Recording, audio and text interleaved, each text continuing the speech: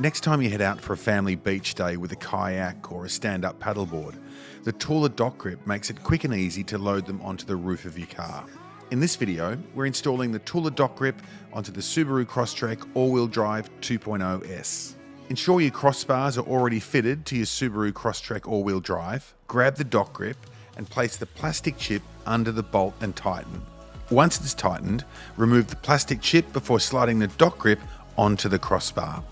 Now, slide the DockGrip onto the crossbar and once in position, tighten the grey fasteners to secure it into place, and then repeat this for the other 3 DockGrips.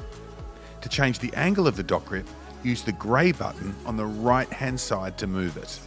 Now it's time to carefully lift the stand-up paddleboard above your head with the fin facing up and place it onto the 4 DockGrips. Next, grab your Thule straps to secure the stand-up paddleboard. Place the straps across the top of the board, then loop the straps under the DockGrip in a U shape while keeping the straps flat. Then, place the straps across the top of the board, loop them under the opposite DockGrip and tighten.